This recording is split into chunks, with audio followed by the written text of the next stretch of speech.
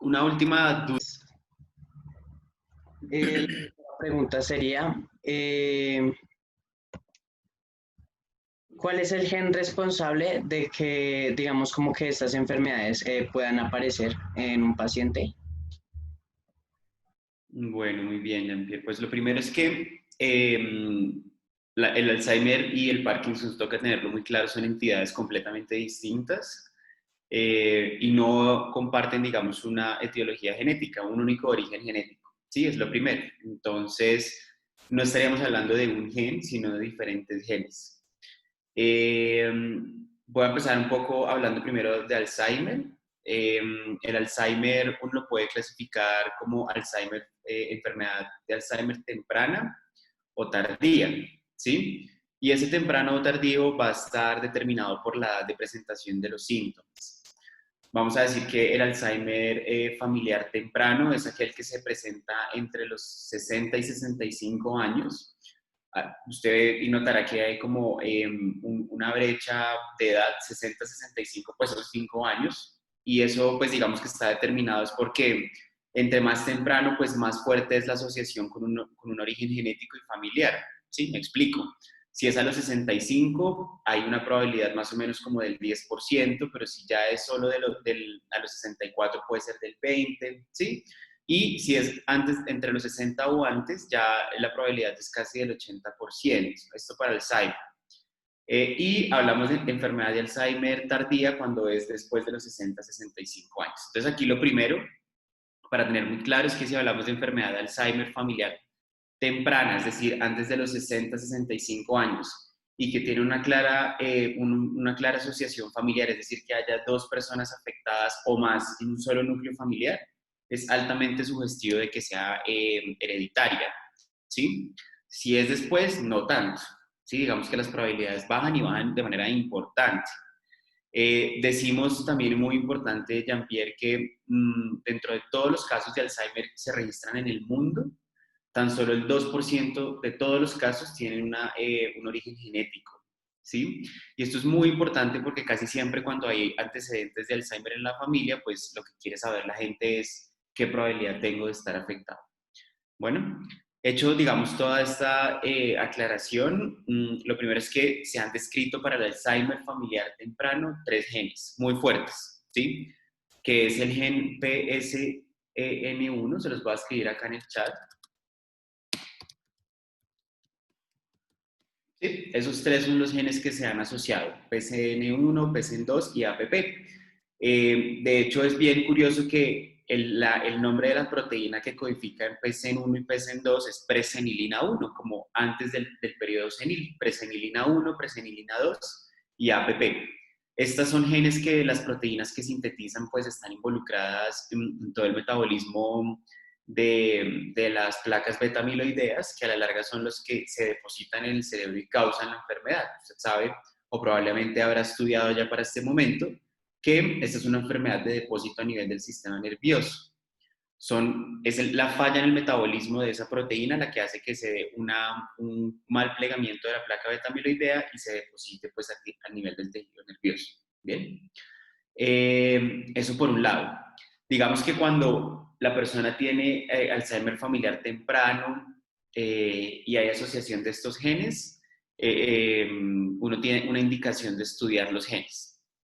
Pero, por el otro lado, se ha visto que para el Alzheimer familiar tardío, que ya, como usted sabe, 60-65 años, después de esa edad, se han encontrado otros genes asociados. Entonces, el otro gen que se ha asociado es ApoE, que es para el Alzheimer familiar tardío.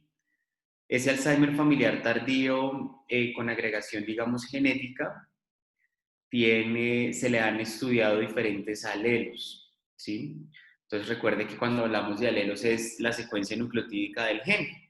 Y decimos que el alelo E1 y E2 no están asociados con la enfermedad, ¿sí? Estos alelos no están asociados con la enfermedad y yo le voy a contar un poco. Pero lo que sí se ha visto es que cuando la persona tiene ApoE en los alelos E3 y E4, hay una asociación con la enfermedad. Si la persona es homocigota, para la mutación, para el alelo E4, la probabilidad de tener Alzheimer es hasta un 50%. Y si es solo de E3, la probabilidad, E3, perdón, en estado heterocigoto con un 4, la probabilidad es del 15%. Se ha visto que para el Alzheimer familiar tardío, este gen, o sea, tener estos alelos mutantes, son un factor necesario, más no suficiente para desarrollar la enfermedad. ¿Sí me entiende esto que le digo? Es decir, puedo tener los alelos, pero necesito otro componente de ambiente para que sumado todo, concluyendo tanto lo genético como lo ambiental, la persona desarrolle la enfermedad. Eso no sucede con el Alzheimer familiar temprano y con los otros 3 genes que le he dicho. Con esos otros 3 genes, casi que se tiene el alelo, se tiene la mutación en los genes, se tiene la enfermedad. ¿Bien? Como ser portador de las variantes ApoE, E3 y E4 es necesario, más no suficiente, no hay una indicación de estudiar a las personas que tienen esta mutación. Bien, ¿eso qué quiere decir? Que no vamos a entrar a estudiar a toda la gente que tenga Alzheimer tardío, este gen, porque no me va a cambiar, digamos, ni el pronóstico ni el manejo del paciente. ¿Sí? Y por último, muy importante, y le decía que para ApoE también se han encontrado los alelos E1 y E2. El E1 es el alelo wild type, o digamos natural, ¿cierto? Es decir, la secuencia normal, donde no hay nada variante. Entonces no pasa nada. Y para E2, esto es muy, muy, muy importante, Jean-Pierre, es un alelo de protección. Se ha visto que las personas que tengan el alelo E2 en ApoE realmente tienen como un factor contribuyente de protección a desarrollar la enfermedad. Es decir, si usted lo tiene, la probabilidad es menor o mínima, por no decir que desaparece.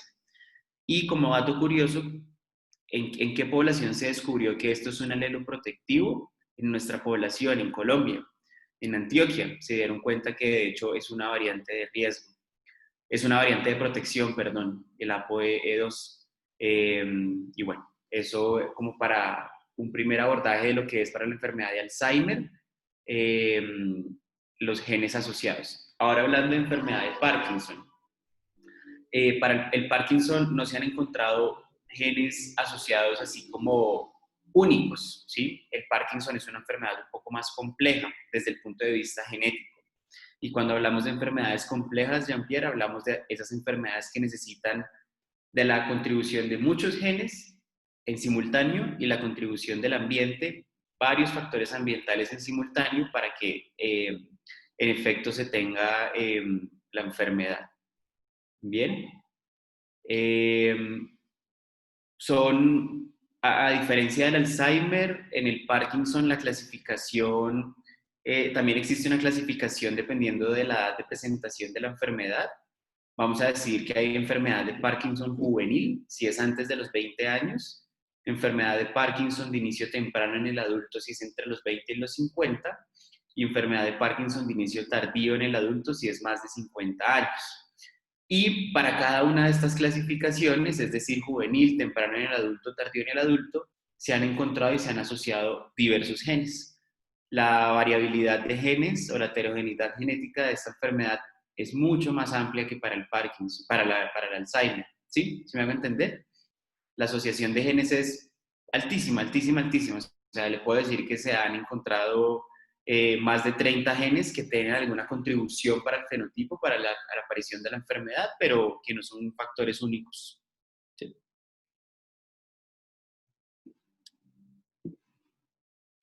Vale, ya respondí a esta pregunta. Voy a seguir con la siguiente, pero pues creo que ya se respondió la siguiente, que es cuánto se conoce sobre, qué porcentaje de probabilidad hay de heredar la enfermedad entre las siguientes generaciones. Bueno, la probabilidad de heredar la enfermedad, Jean-Pierre, tiene mucho que ver con el patrón de herencia, ¿sí? Y por eso le preguntaba al principio qué tan claro teníamos esos patrones de herencia. Para la enfermedad de Alzheimer, puntualmente temprana,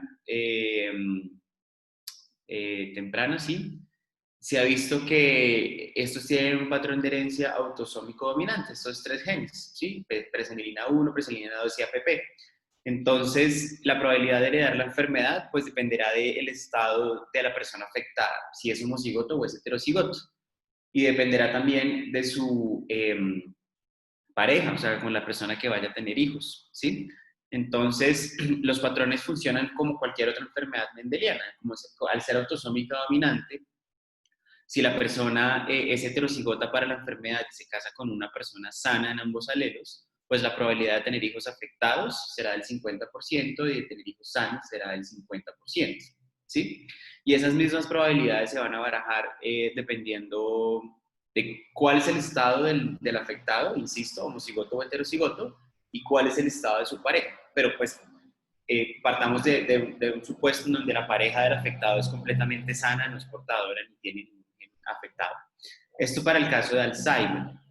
Para el caso de Parkinson, digamos que la cosa se complica un poco más. ¿Por qué? Porque al haber tantos genes asociados, de esa misma manera hay patrones de herencia asociados. Entonces, ¿qué le puedo decir? Digamos como para que se lleve una conclusión grande.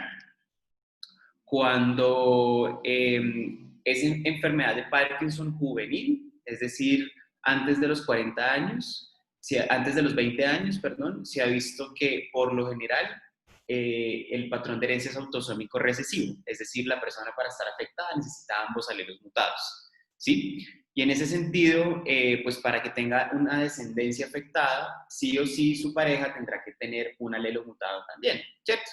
Porque si su pareja no tiene un alelo mutado, pues nunca va a quedar en homocigosis para que la descendencia tenga la enfermedad.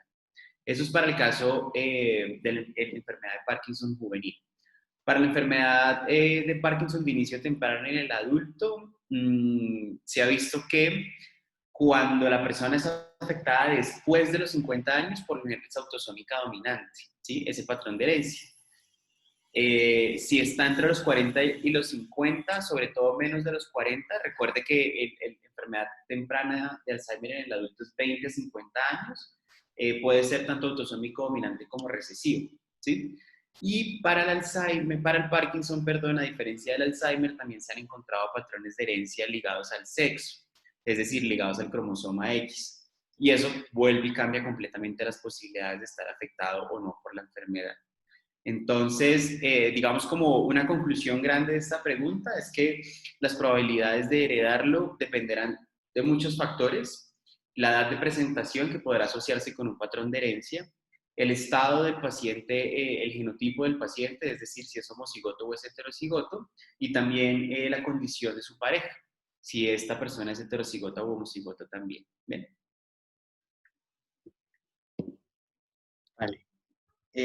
Entonces, según esto, digamos, ¿cuánto se conoce sobre las causas en el ámbito genético, claro, de las enfermedades de Alzheimer y Parkinson? Yo creo que de pronto le he dado un poco de respuesta a esta pregunta por la anterior. Ya, como le digo, hay unos genes fuertemente asociados para la enfermedad de Alzheimer, sobre todo para el inicio temprano, para la tardía son genes necesarios más no suficientes. Cada vez se encuentran más y más asociaciones. Y con la enfermedad de Parkinson, pues lo que se ha visto es que probablemente su origen genético puro como única causa para tener la enfermedad es menor. Muy importante, Jean-Pierre, también para que usted lo tenga en cuenta, es que hoy en día las opciones de acceder a test genéticos, ¿sí? De diagnóstico molecular, son mucho más fáciles, digamos, los costos son menores, las velocidades de procesamiento de las pruebas son mucho más rápidas y eso, pues digamos que en ámbitos de investigación, lo que ha permitido es que cada vez se encuentren más genes asociados a diferentes enfermedades, no solo Parkinson y Alzheimer. Y pues eso amplía el conocimiento de manera abrumadora y acelerada día a día, ¿sí? Puede que lo que yo le estoy contando hoy o acá, pues transmitiendo en esta entrevista, mañana ya encuentren otro gen asociado. Eso es muy importante tenerlo en cuenta. Entonces, yo creo que ¿qué tanto se sabe si lo comparamos con el tiempo hace algunos años. Por lo menos ya tenemos genes claramente identificados y asociados, pero que si hay todavía mucho por investigar, lo hay, sin lugar a dudas. Vale. La siguiente pregunta sería como, ¿cuáles serían las contribuciones más esenciales por parte de la genética, digamos, al estudio de los orígenes de las enfermedades? Pues la contribución es que yo creo que un poco de la mano también lo que le mencionaba, de que ahora es mucho más fácil y asequible tener pruebas moleculares de diagnóstico, pues eso ha hecho que se dé como un boom para buscarle una causa genética a todas las enfermedades, ¿sí? Yo como genetista de pronto tengo un sesgo, yo siempre digo que todas las enfermedades son genéticas, ¿no? O por lo menos tienen un componente genético, así no sean enfermedades mendelianas monogénicas, es decir, que si tengo la mutación en el gen, tengo la enfermedad, pero todas tienen una contribución genética. Entonces, ¿cuál ha sido la contribución de esta disciplina al entendimiento de estas enfermedades? Pues por lo menos tener claridad sobre qué tanto aporta la genética para el desarrollo de las mismas. Entonces, por todo lo que hemos visto, podemos decir que para el Alzheimer temprano pues aportan mucho, pues casi que una causa única. Para el tardío no tanto, pero sabemos que hay causas necesarias y no, más no suficientes. Y también para el caso de para la enfermedad de Parkinson. Listo. Siguiendo pues con la otra pregunta, digamos, hablemos un poco de los tratamientos. ¿Los tratamientos son diferentes si la enfermedad es heredada? Es una muy buena pregunta y desafortunadamente no. Digamos que uno cuando conoce las probabilidades de heredar la enfermedad y desarrollarla desde un punto de vista genético, pues no tiene nada que ofrecerle al paciente, nada distinto a los tratamientos que ya están hoy en día instaurados. Muy desafortunadamente no existe un tratamiento preventivo para la aparición de la enfermedad, que eso sería lo ideal, ¿no? Si yo sé que tengo riesgo para presentar la enfermedad, pues ojalá me pudieran dar un tratamiento temprano que evite a largo plazo que se desarrolle. Y esto pasa mucho con las enfermedades neurodegenerativas todas en general, llámese Parkinson, Alzheimer o muchas otras. Eso puede resultar un poco decepcionante para los pacientes, porque lo primero, un poco le decía, cuando llegan a la consulta dicen qué probabilidad tengo yo de tener la enfermedad de mi papá, digamos Alzheimer. Se estudia, se encuentra que, por ejemplo, tiene mutación en presenilina 1 y le dice, mira, la probabilidad suya es del 50%, ¿sí? Ahora, después de eso, pues, ¿qué puedo ofrecerle? No, desafortunadamente no puedo ofrecerle nada. Y bueno, eso, como le digo, pues puede traumatizar un poco al paciente. De hecho, eso toca dejárselo muy claro antes de que una persona se haga una prueba molecular. ¿Por qué? Porque si eso no les va a cambiar en nada el tratamiento ni los pronósticos, pues hay personas que definitivamente deciden no hacerse la prueba, porque ¿para qué? ¿Sí? Y algo muy importante, Jean-Pierre, que pasamos por alto y es valioso que usted lo sepa, es el término de penetrancias de las enfermedades. En genética hablamos de penetrancia al porcentaje de probabilidad de desarrollar un rasgo cuando yo tengo la mutación en el gen. Las penetrancias no siempre son del 100%, ¿sí? Hay enfermedades que tienen penetrancia del 100%, es decir, si usted tiene la mutación en X gen, va a tener la enfermedad asociada a ese gen. Esa es una penetrancia del 100%. Para estas, en Parkinson y Alzheimer, las penetrancias no hay ninguna del 100% para los genes asociados, hay algunas hasta del 80%. ¿Y esto por qué se lo digo? Porque puede que su paciente tenga la mutación y usted le tiene que decir, la probabilidad de usted desarrollar la enfermedad es hasta de un 80%, es hasta de un 50%, ¿no? Y eso también les puede dar tranquilidad a los pacientes. Bueno. Hablando consecutivamente de los tratamientos de las enfermedades, digamos como que influye en los tratamientos la detección de la enfermedad antes de que ésta se pueda agravar. No, lo que le acabo de decir, Jean-Pierre, desafortunadamente no tenemos tratamientos preventivos de estas enfermedades neurodegenerativas. De hecho, y sea lo que sea, o sea, si sea una enfermedad genética o no, pues no tengo ninguna probabilidad de prevenirla. ¿Sí?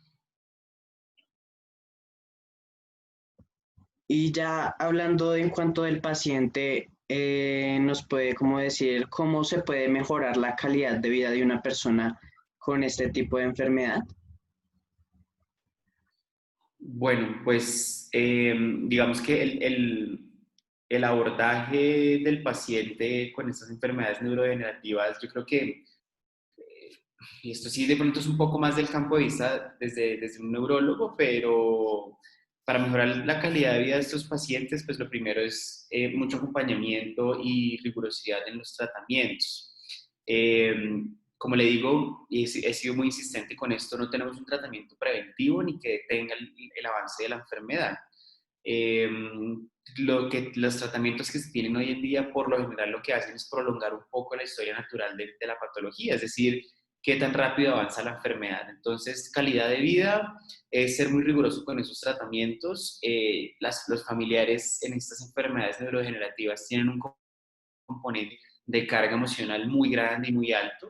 Creo que sobre todo cuando la enfermedad está muy avanzada, quienes más sufren son más que los pacientes afectados, sus familiares. Entonces, siempre les digo que eh, pues aquí toca cuidarse de ambos, ¿no? O sea, cuidar al paciente y cuidar al cuidador, que es la persona que, como les digo, probablemente va a estar mucho más afectada por el tema. Eh, Toca tener también mucha paciencia por parte de los familiares o los encargados, los cuidadores en el tratamiento de la enfermedad. Como tanto en Parkinson y Alzheimer tienen una pérdida pues, progresiva de las funciones, casi que tienen una regresión completa a estados infantiles. Ellos van a perder completamente las posibilidades de autocuidado, es decir, medicarse en el momento que deben medicarse, alimentarse como deben alimentarse. Entonces sí necesitan del acompañamiento de un familiar, digamos, hombro a hombro todo el tiempo. Yo creo que es como parte fundamental del tratamiento.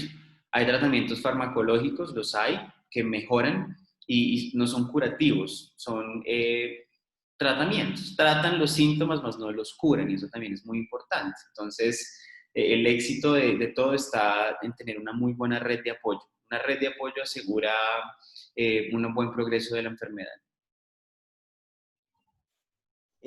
Hablando de los pacientes, como que se les pudo haber detectado por algo hereditario, como qué tipos de cuidados sugiere, digamos, cuando a una persona se le puede encontrar que esto puede ser hereditario.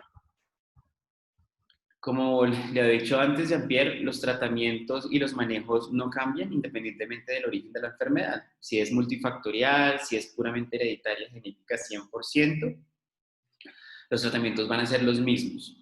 Eh, digamos que sí varía y que lo hemos dicho a lo largo pues, de las preguntas, la edad de presentación. Entonces, claro, cuando son puramente hereditarios, son enfermedades que se manifiestan en edades muy tempranas. Y eso puede tener un componente psicológico importante, porque no estar afectado por una enfermedad neurodegenerativa en la quinta o en la sexta década de la vida, pues va a impactar no solo al paciente, también a su familia. Entonces, yo creo que eso es un factor ahí sí fundamental y álgido en el tratamiento de estos pacientes, la edad de presentación y también la severidad. Por lo general, las enfermedades hereditarias tienen cuadros mucho más severos de manifestación y por lo tanto, pues son pacientes que progresan mal y rápidamente. Entonces, pues nada, desde un principio toca tener mucha claridad, saber que eso va a pasar y tener mucha paciencia en el tratamiento del paciente, del acompañamiento, insisto. Ok, esas serían todas las preguntas. Muchísimas gracias pues, por toda su colaboración en cuanto a ayudar a sustentar mi proyecto personal del año PAI 5 y pues muchísimas gracias por todo su apoyo. Jean-Pierre, pues con mucho gusto, cualquier cosa que necesite me cuenta. Si tiene alguna duda más adelante con todo esto que hablamos, le recomiendo mucho sí que le dé como una leidita al origen genético de estas enfermedades, que le pueda ayudar de pronto a aterrizar un poco lo que acabamos de hablar, porque pues usted me dice, claro, tiene unos conocimientos en genética, pero pues se resultar un poquito confuso más adelante, entonces no se preocupe, si tiene dudas me cuenta y muchos éxitos en lo que le resta de su proyecto y de su colegio. Doctor, muchísimas gracias. Yo quería meter un poquito acá la cucharadita como para ayudar un poquito a este chiquito. Y es preguntándole de pronto como cuáles son esas pruebas o cómo se realizan estas pruebas para poder detectar esas enfermedades. Ah, qué buena pregunta, Ángela. Pues un poco de la mano lo que les mencionaba, que ahora tenemos posibilidad, digamos, de estudiar muchos genes de manera simultánea. A ver, les cuento un poco. Antes, hace algunos años, solo mandar a secuenciar un único gen costaba mucho dinero y se tomaba un buen tiempo. Entonces, casi que el genetista tenía que ser muy asertivo en qué gen quería estudiar. Entonces, antes pues, se llama todavía una secuencia Sanger, en donde lo que uno hace, literalmente como su nombre lo dice, Sanger es el apellido de la persona que lo descubrió, realmente la prueba es una secuenciación, y lo que le permite a uno es ver la secuencia nucleotídica del gen, es decir, le dice, mire, este gen tiene este orden de nucleótidos, adenina, timina, citosina, en tal orden. Y uno de esos genes, ese resultado de esos genes, de esa secuenciación, la compara con una secuencia de referencia, se llama. Eh, y esa secuencia de referencia pues le va a decir a uno si la persona tiene o no un cambio nucleotídico en la secuencia. Y esos cambios pues van a tener unas consecuencias a nivel proteico y por supuesto más adelante a nivel funcional. Eso pasaba hace algunos años, entonces uno decía, hijo, tengo un paciente con Alzheimer temprano, ¿qué le pido? Pues será presenilina 1, que es lo que puedo mandar a secuenciar. Hoy en día, con el avance de la tecnología en términos de pruebas moleculares, yo puedo mandar a secuenciar en un solo momento, con el mismo costo y en el mismo tiempo, varios genes. Y esto se llama un panel de genes. Entonces, hoy en día ya los paneles vienen construidos y armados, o uno los puede mandar a construir desde el consultorio, pero las casas comerciales farmacéuticas, ellos ya, por ejemplo, tienen panel de genes para enfermedades neurodegenerativas. Entonces ahí le van a incluir todos los genes que se han asociado a Parkinson, todos los genes que se han asociado a Alzheimer, a otras. O uno puede pedir, mándenme a secuenciar los genes para Alzheimer temprano. Y en un solo test le secuencian todos. Entonces uno ahí ya puede conocer todos los genes de manera simultánea y ver qué cambios tiene o no tiene. ¿Sí? Ahorra tiempo, ahorra dinero. Y muy importante, más que el dinero, de la mano del tiempo viene la ansiedad de los pacientes. ¿Sí? Antes uno mandaba a secuenciar un gen y salía bien el gen y no podía decirles, no, usted no tiene nada hereditario. Puedo decirles que la mutación no está en este gen y pues en términos ahí sí de costos y del sistema de salud, pues nada, probablemente la investigación o los esfuerzos diagnósticos tenían que detenerse ahí. Entonces, eso es lo que hacemos. Se llaman paneles de genes para X enfermedades y para este caso pues serían neurodegenerativas, Alzheimer o Parkinson. Súper, doctor, muchísimas gracias. Y pues yo tendría otra preguntita también y es un poquito enfocada a que usted nos dice que estas enfermedades pues, se presentan por ejemplo, el Parkinson que se presentan múltiples genes, pero estaría relacionado de pronto a algún cromosoma en específico o lo puedo encontrar en cualquiera. Eso también es una muy buena pregunta, Ángela. Todos los genes que se han encontrado en diferentes cromosomas, ¿sí? Muchos. Y si me estás haciendo la pregunta puntualmente para Parkinson, hay genes que se han asociado al cromosoma 1, 4, 6, 12, en el X, como les decía también, en el 21, ¿sí? Entonces, digamos que la distribución de los genes está en diferentes cromosomas. ¿Qué sí te puedo decir? El gen de la presenilina 1, presenilina 2 están distribuidos también. Presenilina 1, si mal no recuerdo, está en cromosoma 14. Presenilina 2 está en cromosoma 1. Pero hay una vaina, perdón la palabra, hay una cosa muy interesante para el gen APP y es que está en el cromosoma 21. Entonces, ¿qué es lo interesante? No sé si ustedes recuerdan, el síndrome de Down es por una trisomía en el 21. Y se ha encontrado que los niños con síndrome de Down tienen alta probabilidad de desarrollar Alzheimer. Entonces, ahí se encontró esa asociación. Resulta que la causa por lo que los niños con Down tienen Alzheimer es precisamente por el compromiso que tienen del gen APP en ese cromosoma 21. Y aquí viene otra cosa muy interesante y es que digamos que el desarrollo de la enfermedad en Parkinson y en Alzheimer, no es porque los genes presenilina 1, 2 y APP pierdan función, sino que tienen es ganancia de función. Es decir, son genes que sintetizan proteínas que empiezan a trabajar mucho más rápido y o sea, la formación de la placa beta amiloidea es un tema natural en nuestro cerebro, pero lo que pasa con estos casos es que la proteína funciona mucho más, entonces deposita más placa beta amiloidea más rápido y por eso la persona desarrolla la enfermedad. Entonces, esa es una asociación muy interesante, el APP con el cromosoma 21 y los niños con Down que tienen probabilidad o mayor probabilidad de tener Alzheimer en su vida. Ok, doctor, muchas gracias. Y ya por último, yo estaba cansona, pero es que es para apoyar un poquito a este chiquito con sus preguntas. Al principio tú nos comentabas que aparte de las razones genéticas, pues está un poco influido en las razones ambientales, ¿verdad? El desarrollo ambiental. Entonces, de acuerdo a eso, como qué condiciones ambientales pueden perjudicar a un paciente que tenga esta enfermedad o lo pueden afectar un poco más, o a razón de que tú nos comentas de la parte ambiental para hacer una afectación directa en los pacientes con estas enfermedades. Bueno, digamos que los factores ambientales no los desconozco, o sea, puntualmente me cuesta ver tales factores ambientales. Pero ¿qué pasa? Digamos que en las enfermedades complejas, como decía, y cuando hablamos de lo complejo desde el punto de vista genético, es que tiene un componente ambiental y hereditario, hablamos de un tema que es la heredabilidad. La heredabilidad es cuál es el porcentaje de asociación con una causa no, sino con factores genéticos para el desarrollo de la enfermedad. Me explico un poco. Eh, por ejemplo, las enfermedades monogénicas mendelianas tienen heredabilidades del 100%, es decir, solo con lo genético tengo la enfermedad. Aquí se ha visto y lo que se ha estudiado con estas enfermedades neurodegenerativas es que sus heredabilidades no son del 100%, es decir, son heredabilidades del 60%, es decir, hay un 40% restante que es causa del ambiente. ¿Qué es lo difícil de las enfermedades complejas?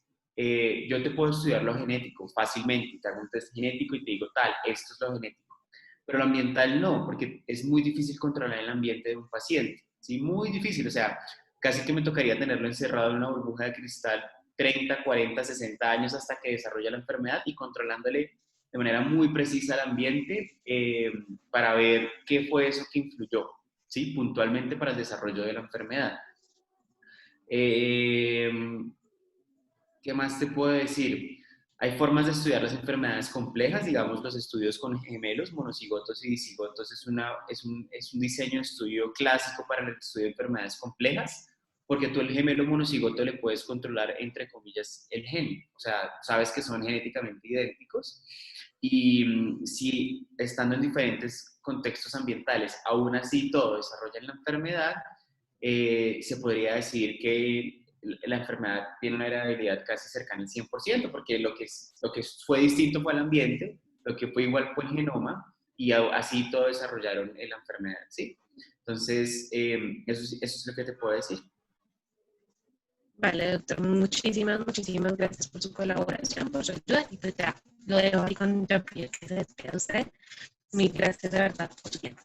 Con muchísimo gusto, Ángela, a ustedes por la curiosidad. Pues nada, agradecerle por apoyarme como en todo este proceso, de verdad. Me sirvió como mucho esta entrevista para poder sustentar, digamos, todo lo que abarca mi proyecto personal y pues agradecerle por esto y ya. Bueno, Jean-Pierre, nuevamente con el mayor de los gustos, que le termine de ir muy bien, muchos éxitos y pregunta, ¿quieres ser médico? Solo por curiosidad. Sí, me gustaría, sí está como en mis planes tener algo que abarque como la medicina. Ah, bueno, perfecto. Bueno, que le vaya muy bien entonces, Jean-Pierre, y muchos éxitos en lo que resta, como le decía, de su colegio y de este proyecto. Lo que necesite, a la orden. Bueno, Muchas gracias. bueno, con